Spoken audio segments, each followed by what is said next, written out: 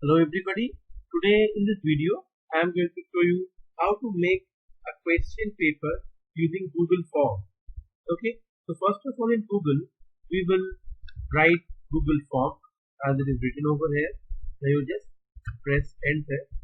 The first link that we are getting, Google Form free online surveys for personal use.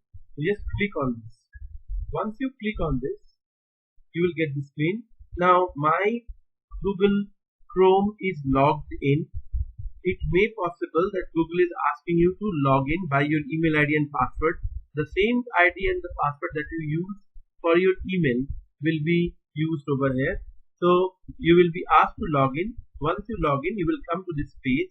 Now from here, you just go for the personal tab and you click on this box button, go to Google Form. Once you will click on go to Google Form, you will get one window like this. Now over here, you will just go and click on this blank Google Form. So first you will make one title of the page like pre-made. So it's for your own record. So you give a record like this, like you can give like exam. Just a minute. Click on it. Exam. Suppose computer. I have written. You can give any other subject for a particular class. Suppose for class 6. So I have written in this way. You can also write it in some other way. Now here you will have to write. It's already taken the name of your form. You can write something else like pre-made examination.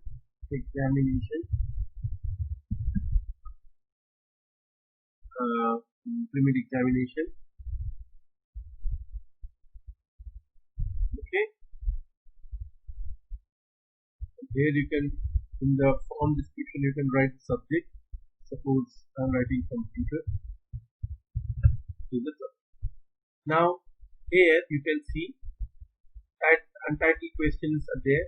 So from here you can start giving the questions like I'm writing enter your name. So automatically it's understanding, Google is understanding that as you are writing enter your name, so teachers are going to students are going to write their name over here. So it will take short answer type. If not, you have to click and select short answer type from here. So this is short answer text where student will write. So you can write give some kind of things over there and make the field required. Why? Because this required field is required, because if student doesn't give the name, then it will be tough for us to understand that what is the exactly what is the way by which who has submitted the form, and it will be a very tough for us to understand. Now after that we'll click on this plus sign to get the next question. Here we can write like enter your class. Again I'll choose for short answer. Definitely it has been taken. Now you see response validation is given over here by number and all. We will remove, will not put, because class student can enter by themselves. Also it's a required field. Again we'll go and click on I'll copy this particular text and see into the class. Again it's given. I'll write into the section now. The section. Okay. So you can copy one question from here directly in this way, or we can directly click on plus sign to, if I understand that these two fields are means these next question is same like the above, then we can copy the thing in this way. Now after that we can easily come to the plus sign, enter your ID. Enter your ID. So student will write the ID. Okay. So you can give you will give the space to write the ID over there. Again, validation is there, you could remove it. So these 4 questions are required. Now it will be set as a required field. Now after that, see over here, suppose one more things are sometime happening. When you start making the question, automatically it asks for the email ID. Such kind of things are possible. So if such kind of things are coming, then you have to go and click on the settings option. Now over here you see collect email ID address. This one you will see it is checked like this. Once it is checked like this, it will automatically come over there. So you have to uncheck. So my form was automatically unchecked as I have done that. So you have to uncheck this one so that no email IDs should come. So this one you have to keep it in your mind. So I have collected the name, class, section and student ID. Next I'll click on this button and I'll start the question paper from here. Suppose I am giving some MCQs over here. So suppose I'm writing over here as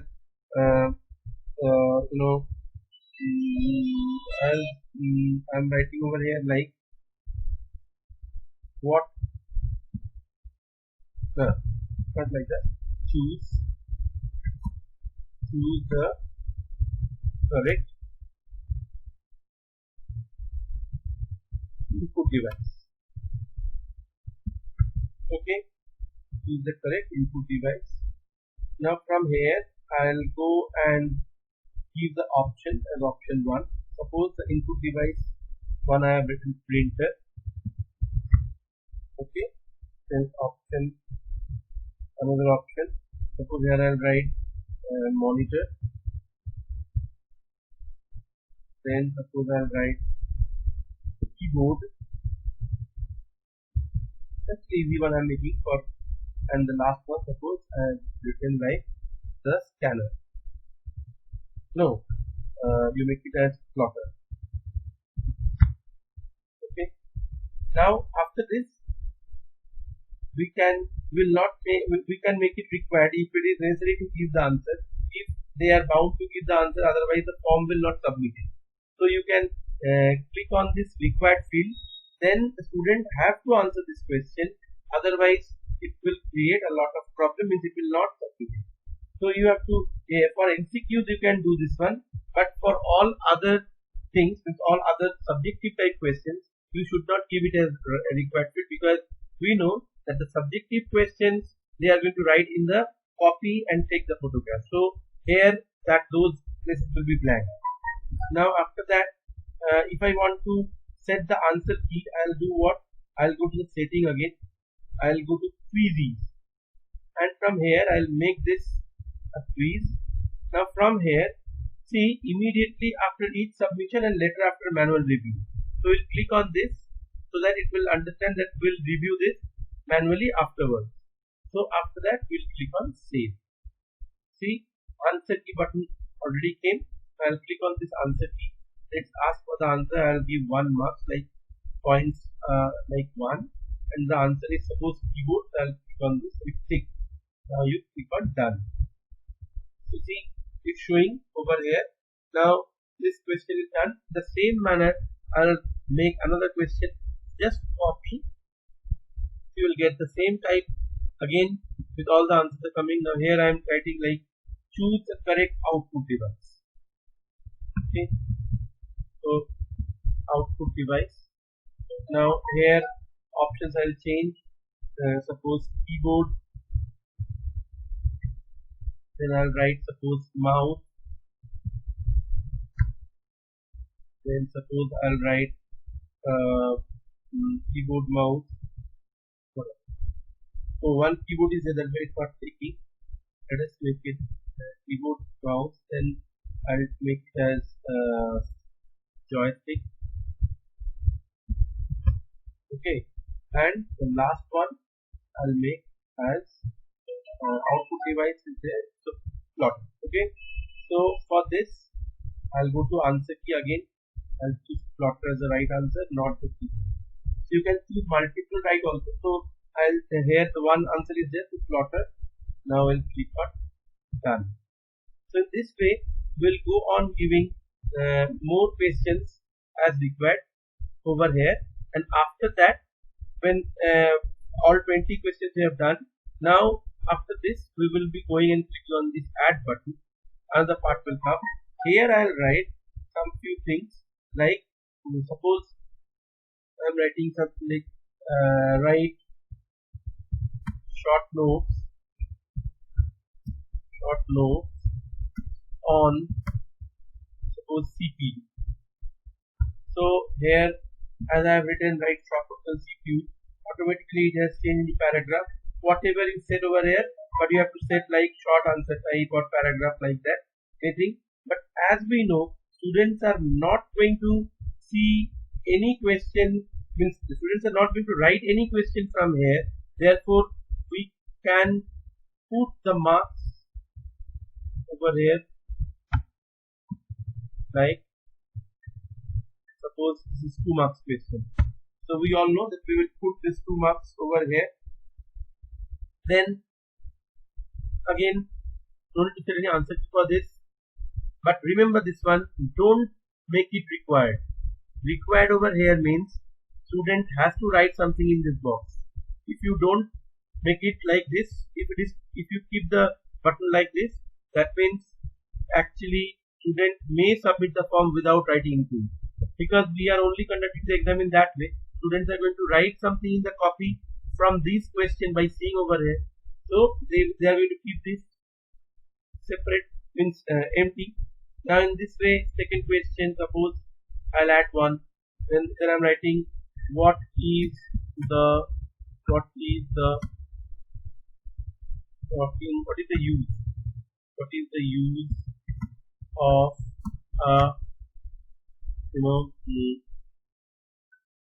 is the use of primary memory? Suppose primary memory. So I'm writing in that way. Now definitely it is a short answer type. You can choose. Suppose I have given this as 3 marks, so I'll mark it in this way over here as 3 marks. Okay. So in this way we will go on making the question, and when every question is done, when everything is finished, what we require, we will be going to the settings part. Okay, we will go to the settings part, and over here what we are going to do, we are going to go to the quizzes. Now see, everything is done over here. Later after manual review and all is done with every question and all, so we will save it. So it's done. Now we will click on this send button. Once we'll click on this send button, we will get these 3 ways by which you can set your form to others, send your form to others. One by email, one by link, another one is by a code. Don't try to go for this. This is the link. Now the link is given over here. You copy the link. Just copy the link and send this link to anybody through WhatsApp, through mail, or whatever you like. Just go over there and test it, and the data will be saved. Okay, so this is the method by which we can make the question paper and do all such kind of things. Now the question is, we are going to see that if I want to add on some few things, like if I go click on this, see we are getting many options. See, add-ons are there. You can click on this. See, once you click on this add-on will open many things over here. From here also you can give many such different templates are available. From here all sort of different templates are available. You can easily move for it from here. Okay, now we'll choose the form limiter from here.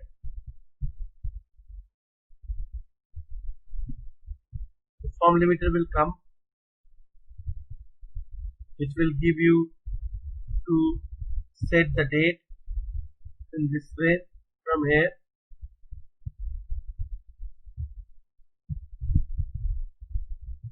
Okay, go back.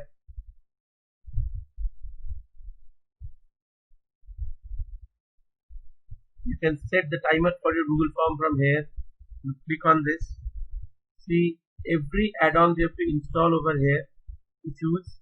So from here also you can choose, but I'll say you not to go for these add-ons.